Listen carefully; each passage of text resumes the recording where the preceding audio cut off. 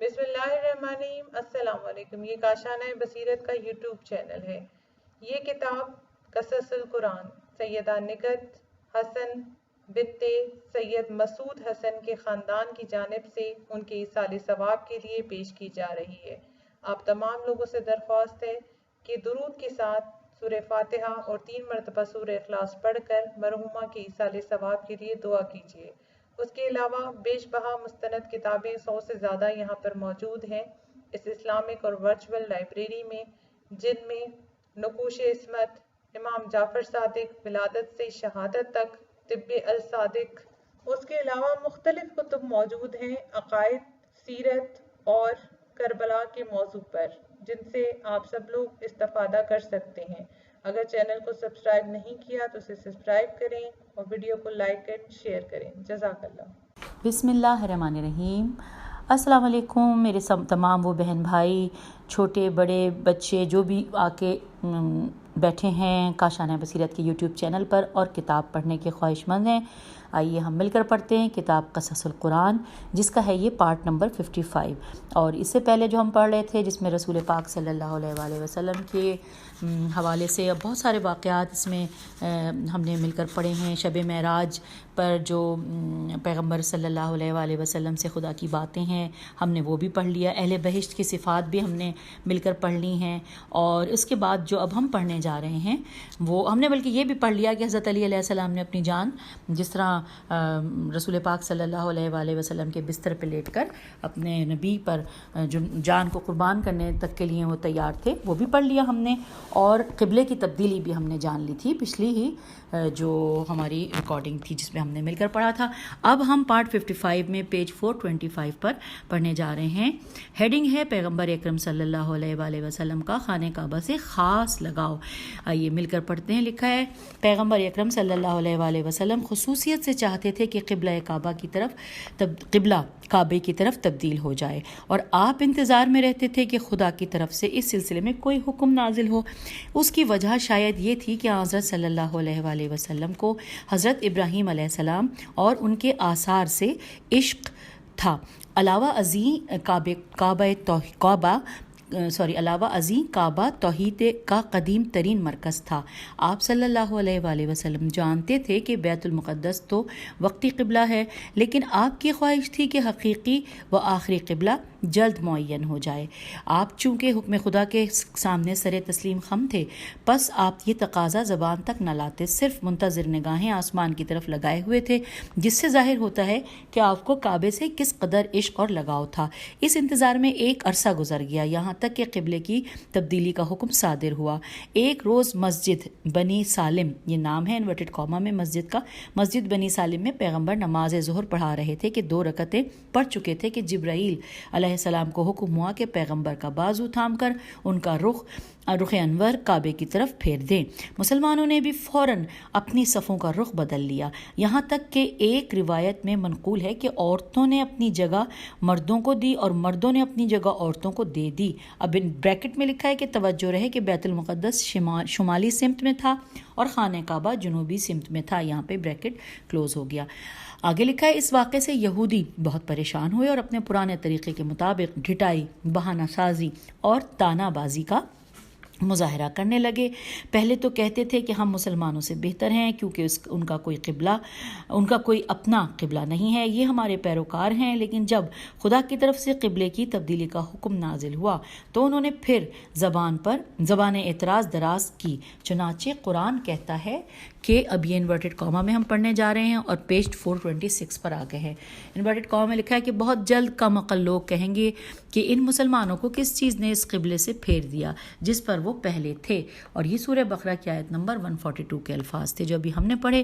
پھر لکھا ہے مسلمانوں نے اس سے کیوں اعراض کیا، الف عین رے الف ضاد کیا ہے، جو گزشتہ زمانے میں انبیاء ما سلف کا قبلہ رہا ہے۔ اگر پہلا قبلہ صحیح تھا تو اس تبدیلی کا کیا مقصد، اور اگر دوسرا صحیح ہے تو پھر 13 سال اور 15 ماہ بیت المقدس کی طرف رخ کر کے کیوں نماز پڑھتے رہے، یہاں پہ سوالیہ نشان ہے۔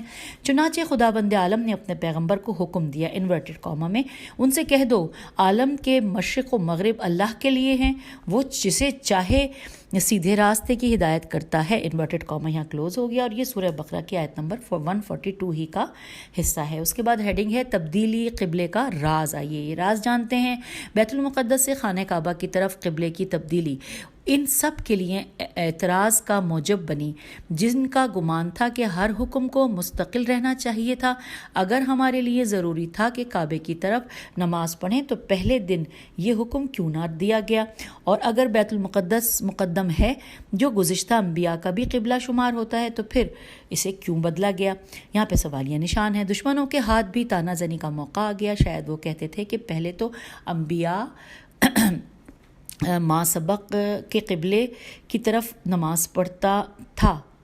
ये क्या, दोबारा पढ़ते हैं। दुश्मनों के हाथ भी तानाज़नी का मौका आ गया। शायद वो कहते थे कि पहले तो अंबिया माँ सबक के क़िबले की तरफ नमाज पढ़ते थे, होना चाहिए पढ़ता था, पढ़ते थे, लेकिन कामयाबियों के बाद इस पर कबीला परस्ती ने गलबा कर लिया है, लिहाजा अपनी कौम और कबीले के क़िबले की तरफ पलट गया है। या कहते थे कि उसने धोखा देने और यहूद नसारा की तवज्जो अपनी तरफ मबजूल करने के लिए पहले बैतुल मुक़द्दस को कबूल कर लिया, और जब ये बात कारगर ना हो सकी तो अब काबे की तरफ रुख कर लिया। वाज़ेह है कि ऐसे वसवसे वो भी ऐसे माशरे में जहाँ अभी नूर इल्म न फैला हो और जहाँ शिर्क व बुत परस्ती की रस्में मौजूद हों, कैसा तज़ब्ज़ुब व इस्तराब पैदा कर देते हैं। इसलिए कुरान सराहत से कहता है कि इन्वर्टेड कॉमा में कि ये मोमिनीन और मुशरिकीन में इम्तियाज़ पैदा करने वाली एक अजीम आजमाइश थी। इन्वर्टेड कॉमा क्लोज हो गया। सूरह बकरा की आयत नंबर 143। मुमकिन है कि क़िबले की तब्दीली के अहम असबाब में से दर्ज झैल मसला भी हो। खाने काबा उस वक्त मुशरिकीन के बुतों का मरकज़ बना हुआ था, लिहाजा हुक्म दिया गया कि मुसलमान वक्ती तौर पर बैतुल मुक़द्दस की तरफ रुख करके नमाज पढ़ लिया करें ताकि इस तरह मुशरिकीन से अपनी सफ़ें अलग कर सकें। लेकिन जब मदीने की तरफ हिजरत के बाद इस्लामी हुकूमत और मिल्लत की तश्कील हो गई और मुसलमानों की सफ़ें दूसरों के से मुकम्मल तौर पर मुमताज़ हो गई तो अब ये कैफियत बरकरार रखना ज़रूरी न रहा, लिहाजा उस वक्त काबे की तरफ रुख कर लिया गया जो कदीम तरीन मरकज़ तौहीद और अंबिया का बहुत पुराना मरकज़ था। ऐसे में ज़ाहिर है कि जो काबे को अपना ख़ानदानी, मानवी और रूहानी सरमाया समझते थे, बैतुल मुक़द्दस की तरफ नमाज पढ़ना उनके लिए मुश्किल था, और इसी तरह बैतुल मुक़द्दस के बाद काबे की तरफ पलटना, लिहाजा उसमें मुसलमानों की सख्त आजमाइश थी ताकि शिर्क के जितने आसार उनमें बाकी रह गए थे उस खटाली में पड़कर जल जाएं और उनके गुज़िश्ता शिर्क आलूद रिश्ते नाते टूट जाएं। जैसा कि हम पहले कह चुके हैं, उसूली तौर पर तो खुदा के लिए मकान नहीं है, क़िबला तो सिर्फ वहदत और सफ़ों में इत्तेहाद का एक रमज़ है और उसकी तब्दीली किसी चीज़ को दिगरगू नहीं कर सकती। अहम तरीन अम्र तो खुदा के हुक्म के सामने सर तस्लीम खम करना है और तासुब और हट धर्मी के बुतों को तोड़ना है। हम आ गए हैं पेज नंबर 427 पर और अब अगली हेडिंग है जंगे बदर। आइए इसके बारे में पढ़ते हैं। वाक़या जंगे बदर सूरह अनफाल की आयत नंबर 5 से लेकर 18 के ज़ैल में बयान हुई है। जंगे बदर की इब्तिदा यहाँ से हुई है कि मक्के वालों का एक अहम तिजारती काफ़िला शाम से मक्के की तरफ वापस जा रहा था। उस काफ़िले को मदीने की तरफ से गुजरना था। अहले मक्का का सरदार अबू सुफियान काफ़िले का सालार था। उसके पास 1000 दीनार का माल तिजारत था। पैगम्बर इस्लाम सल्लल्लाहु अलैहि वसल्लम ने अपने असहाब को इस अजीम काफ़िले की तरफ तेज़ी से कूच का हुक्म दिया, जिसके पास दुश्मन का एक बड़ा सरमाया था, ताकि इस सरमाए को ज़ब्त करके दुश्मन की इक़्तिसादी क़ुव्वत को सख्त ज़रब लगाई जाए ताकि उसका नुकसान दुश्मन की फ़ौज को पहुँचे। पैगम्बर और उनके असहाब ऐसा करने का हक़ रखते थे, क्योंकि मुसलमान मक्के से मदीने की तरफ हिजरत करके आए तो अहले मक्का ने उनके बहुत से अमवाल पर कब्ज़ा कर लिया था, जिससे मुसलमानों को सख्त नुकसान उठाना पड़ा। लिहाजा वो हक़ रखते थे कि इस नुकसान की तलाफ़ी करें।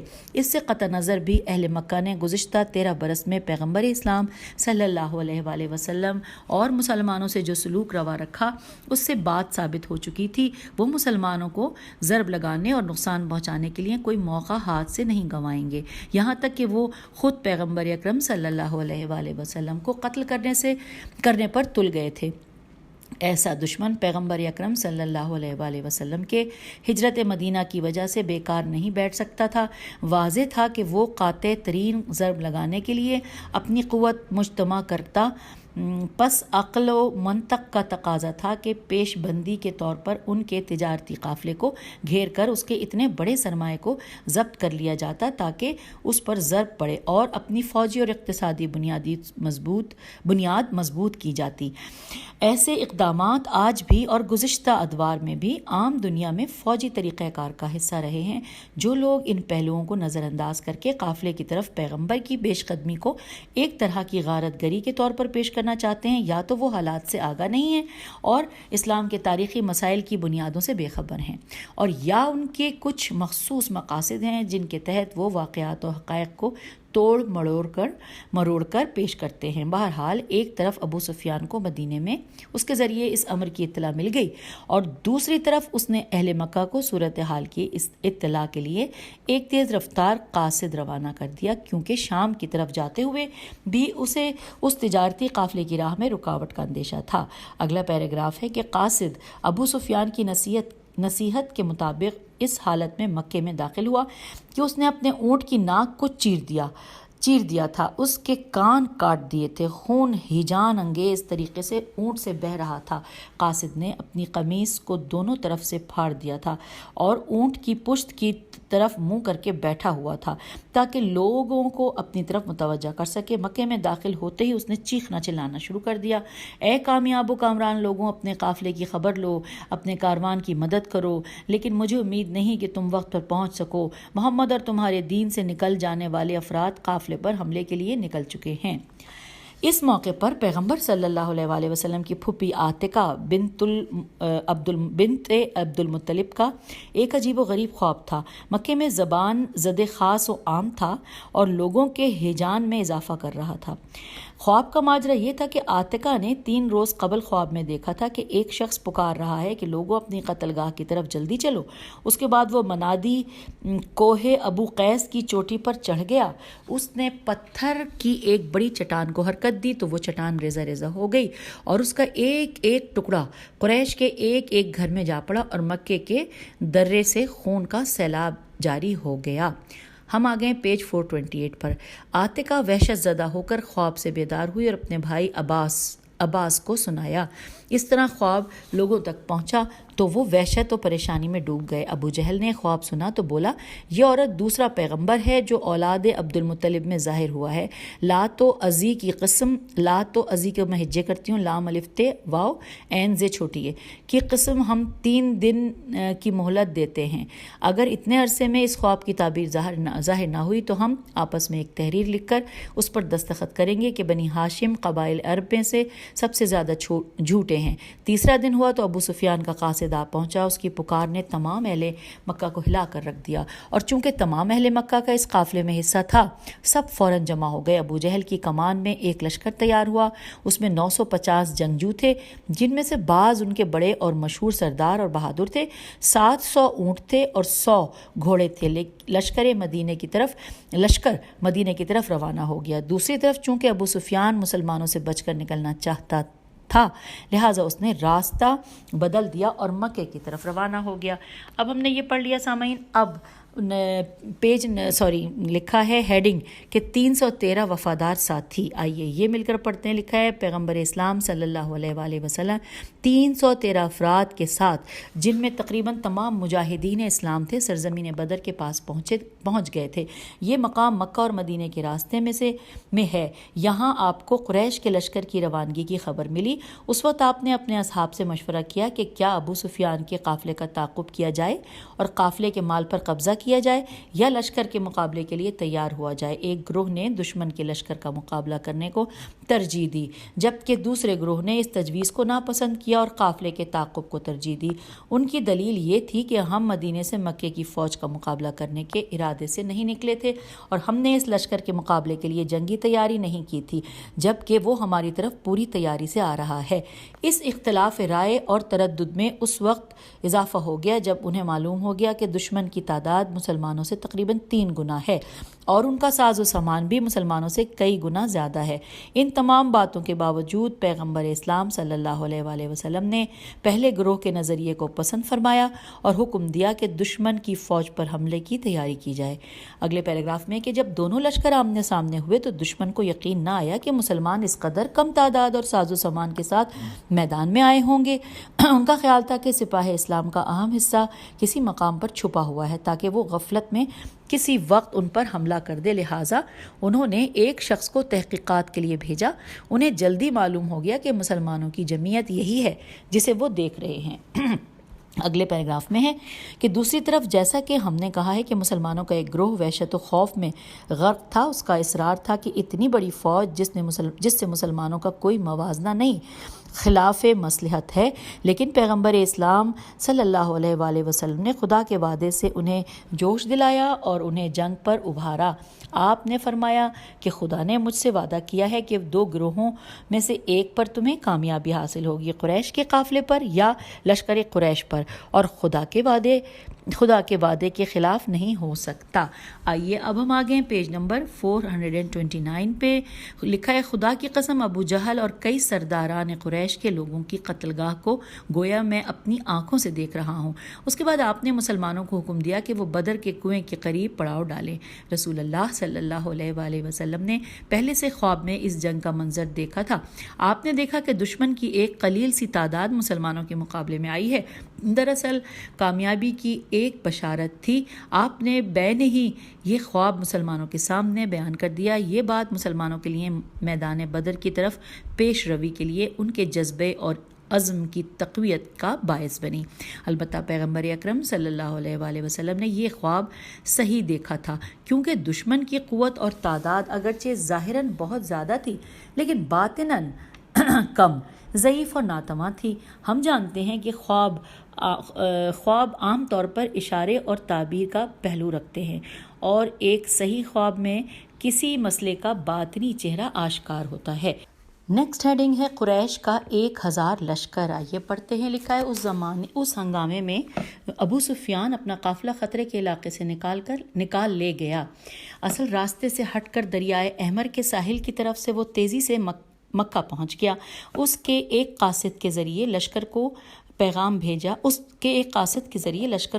بھیجا کہ خدا نے تمہارا قافلہ بچا لیا ہے۔ تمہارا خیال ہے کہ ان حالات میں محمد صلی اللہ علیہ وآلہ وسلم کا مقابلہ کرنا ضروری نہیں، کیونکہ اس کے اتنے دشمن ہیں جو اس کا حساب چکا لیں گے۔ اگلا پیراگراف ہے کہ لشکر کے کمانڈر ابو جہل نے اس تجویز کو قبول نہ کیا۔ اس نے اپنے بتوں لات اور عزی عین زے چھوٹی کی قسم کھائی۔ لات اور عزی یہ 2 نام ہیں بتوں کے۔ قسم کھائی کہ نہ صرف ان کا مقابلہ کریں گے بلکہ مدینے کے اندر تک ان کا تعاقب کریں گے یا انہیں قید کر لیں گے اور مکے میں لے آئیں گے، تاکہ اس کامیابی کا شہرہ تمام قبائل عرب کے کانوں تک پہنچ جائے۔ آخرکار لشکر قریش بھی مقام بدر تک آ پہنچا۔ انہوں نے اپنے غلام کو پانی لانے کے لیے کنویں کی طرف بھیجا۔ اصحاب پیغمبر نے انہیں پکڑ لیا اور ان سے حالات معلوم کرنے کے لیے انہیں خدمت پیغمبر صلی اللہ علیہ وآلہ وسلم میں لے آئے۔ حضرت نے ان سے پوچھا کہ تم کون ہو؟ انہوں نے کہا ہم قریش کے غلام ہیں۔ فرمایا لشکر کی تعداد کیا ہے؟ انہوں نے کہا ہمیں اس کا پتہ نہیں۔ فرمایا ہر روز کتنے اونٹ کھانے کے لیے نہر کرتے ہیں؟ انہوں نے کہا 9 سے 10 تک۔ فرمایا ان کی تعداد 900 سے لے کر 1000 تک ہے۔ ایک اونٹ 100 فوجی جوانوں کی خوراک ہے۔ آگے لکھا ہے ماحول پرہیبت اور وحشت ناک تھا۔ لشکر قریش کے پاس فراواں جنگی ساز و سامان تھا، یہاں تک کہ حوصلہ بڑھانے کے لیے وہ گانے بجانے والی عورتوں کو بھی ساتھ لائے تھے۔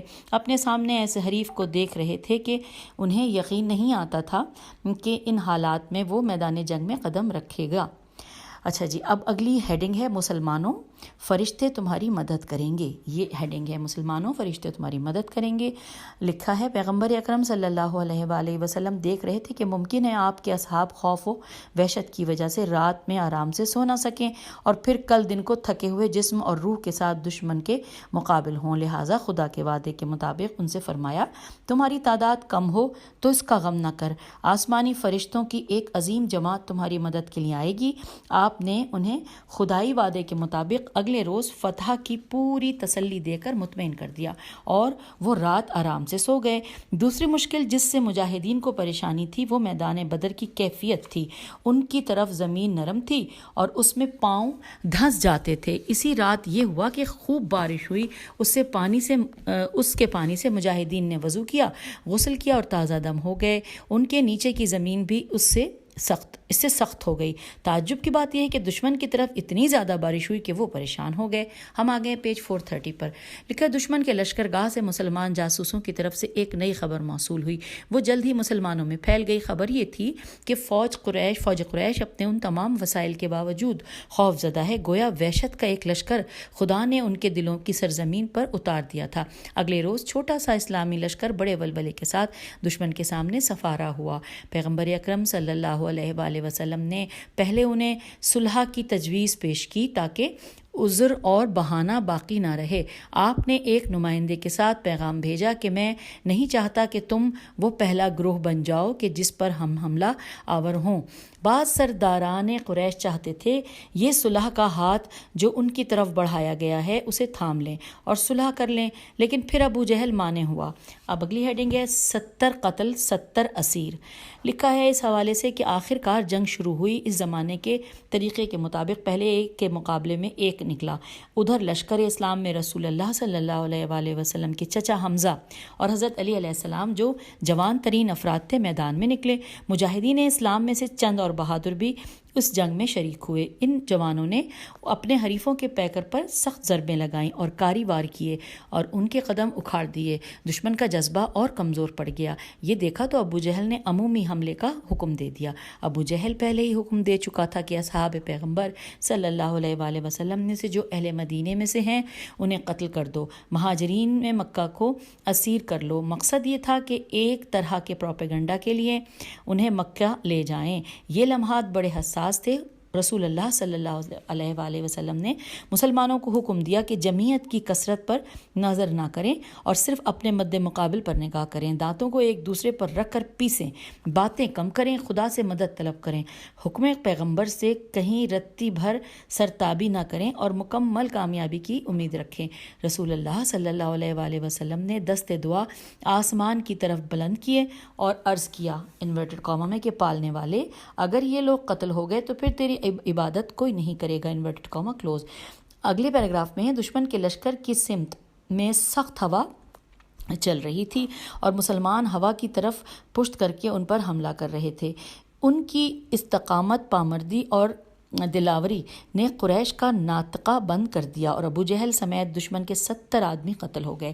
ان کی لاشیں خاک و خون میں غلطاں پڑی تھیں۔ 70 افراد مسلمانوں کے ہاتھوں قید ہو گئے۔ مسلمانوں کے بہت کم افراد شہید ہوئے۔ اس طرح مسلمانوں کی پہلی مسلح جنگ طاقتور دشمن کے خلاف غیر متوقع کامیابی کے ساتھ اختتام پذیر ہوئی۔ جنگ بدر میں مسلمانوں کی تعداد 313 تھی، ان میں 77 مہاجر تھے اور 236 یعنی 236 انصار۔ مہاجرین کا پرچم حضرت علی علیہ السلام کے ہاتھ میں تھا اور انصار کا پرچم برادر سعد بن عبادہ، یہ نام ہے، برادر سعد بن عبادہ تھے۔ اس عظیم مارکے کے لیے ان کے پاس صرف 70 اونٹ، 2 گھوڑے، 6 زرہیں اور 8 تلواریں تھیں۔ دوسری طرف دشمن کی فوج 1000 افراد سے متجاوز تھی۔ اس کے پاس کافی وافی اسلحہ تھا اور 100 گھوڑے تھے۔ اس جنگ میں 22 مسلمان شہید ہوئے، ان میں 14 مہاجر اور 8 انصار تھے۔ دشمن کے 70 افراد مارے گئے اور 70 ہی قید ہوئے۔ اس طرح مسلمانوں کو فتح نصیب ہوئی اور یوں مکمل کامرانی کے ساتھ وہ مدینہ کی طرف پلٹے۔ اب ہم آگے ہیں پیج نمبر 431 پر، لکھا ہے واقعاً یہ عجیب و غریب بات تھی کہ تواریخ کے مطابق مسلمانوں کے چھوٹے سے لشکر کے مقابلے میں قریش کی طاقتور فوج نفسیاتی طور پر اس قدر شکست خوردہ ہو چکی تھی کہ ان میں سے ایک گروہ مسلمانوں سے جنگ کرنے سے ڈرتا تھا۔ بعض اوقات وہ دل میں سوچتے کہ یہ عام انسان نہیں ہیں، بعض کہتے ہیں کہ یہ موت کو اپنے اونٹوں پر لاد کر مدینے سے تمہارے لیے سوغات لائے ہیں۔ اب اگلے پیراگراف میں لکھا ہے انورٹڈ کاما میں نام ہے سعد بن معاذ انصاری کا۔ اس کا لکھا ہے سعد بن معاذ انصاری نمائندہ کے طور پر خدمت پیغمبر میں حاضر ہوئے اور عرض کرنے لگے کہ میرے ماں باپ آپ پر قربان، اے اللہ کے رسول، ہم آپ پر ایمان لائے ہیں اور ہم نے آپ کی نبوت کی گواہی دی ہے۔ کہ جو کچھ آپ کہتے ہیں خدا کی طرف سے ہے، آپ جو بھی حکم دینا چاہیں دیجیے اور ہمارے مال میں سے جو کچھ آپ چاہیں لے لیں۔ خدا کی قسم اگر آپ ہمیں حکم دیں کہ اس دریا یعنی بریکٹ میں لکھا ہے دریائے احمر کی طرف اشارہ کرتے ہوئے کہ جو وہاں سے قریب تھا، انہوں نے کہا کہ اگر آپ کہیں کہ اس میں کود پڑو تو ہم کود پڑیں گے۔ ہماری یہ آرزو ہے کہ خدا ہمیں توفیق دے کہ ایسی خدمت کریں کہ جو آپ کی آنکھ کی روشنی کا باعث ہو۔ اب اگلے پیراگراف میں ہے کہ روز بدر رسول اللہ صلی اللہ علیہ وآلہ وسلم نے حضرت علی علیہ السلام سے فرمایا کہ زمین سے مٹی اور سنگریزوں کی ایک مٹھی بھر کے مجھے دے دو۔ حضرت علی علیہ السلام نے ایسا ہی کیا اور رسول خدا صلی اللہ علیہ وآلہ وسلم نے اسے مشرکین کی طرف پھینک دیا اور فرمایا شاہست الوجوہ یعنی تمہارے منہ قبیح اور سیاہ ہو جائیں۔ لکھا ہے کہ معجزانہ طور پر گرد و غبار اور سنگریزے دشمن کی آنکھوں میں جا پڑے اور سب وحشت زدہ ہو گئے۔ اب اگلی ہیڈنگ ہم پڑھنے جا رہے ہیں، لکھا ہے مجاہدین کی تشویش۔ لکھا ہے ابن عباس سے منقول ہے کہ رسول اللہ صلی اللہ علیہ وآلہ وسلم نے جنگ بدر کے روز مجاہدین اسلام کی تشویش کے لیے کچھ انعامات مقرر کیے۔ مثلا فرمایا کہ جو فلاں دشمن کو قید کر کے میرے پاس لائے گا اسے یہ انعام دوں گا۔ ان میں پہلے ہی روح ایمان و جہاد موجود تھی، اوپر سے یہ تشویش بھی۔ نتیجہ یہ ہوا کہ جو جوان سپاہی بڑے افتخار سے مقابلے کے لیے آگے بڑھے اور اپنے مقصد کی طرف لپکے، بوڑھے سن رسیدہ افراد جھنڈوں تلے موجود رہے۔ جب جنگ ختم ہوئی تو نوجوان اپنے پر افتخار انعامات کے لیے بارگاہ پیغمبر صلی اللہ علیہ وآلہ وسلم کی طرف بڑھے۔ بوڑھے ان سے کہنے لگے کہ اس میں ہمارا بھی حصہ ہے، کیونکہ ہم تمہارے لیے پناہ اور سہارے کا کام کر رہے تھے اور تمہارے لیے جوش و خروش کا باعث تھے۔ اگر تمہارا معاملہ سخت ہو جاتا تو تمہیں پیچھے ہٹنا پڑتا تو یقیناً تم ہماری طرف آتے۔ اس موقع پر دو انصاریوں میں تو میں ہو گئی اور انہوں نے جنگی غنائم کے بارے میں بحث کی۔ اس اثنا میں سورہ انفال کی پہلی آیت نازل ہوئی جس میں صراحت کے ساتھ بتایا گیا تھا کہ غنائم کا تعلق پیغمبر صلی اللہ علیہ وآلہ وسلم سے ہے، وہ جیسے چاہیں انہیں تقسیم کریں۔ پیغمبر اکرم صلی اللہ علیہ وآلہ وسلم نے مساوی طور پر سب سپاہیوں میں غنائم تقسیم کر دی اور برادران دینی میں صلح و مصالحت کا حکم دیا۔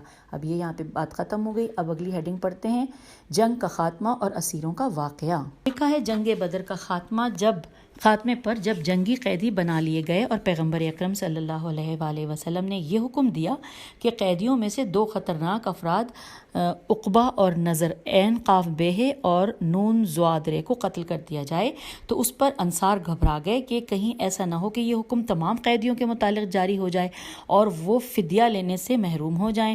لہٰذا انہوں نے رسول اللہ صلی اللہ علیہ وآلہ وسلم کی خدمت میں عرض کیا کہ ہم نے 70 آدمیوں کو قتل کیا ہے اور 70 ہی کو قیدی بنایا ہے اور یہ آپ کے قبیلے میں سے آپ ہی کے قیدی ہیں، یہ ہمیں بخش دیجیے تاکہ ہم ان کی آزادی کے بدلے فدیہ لے سکیں۔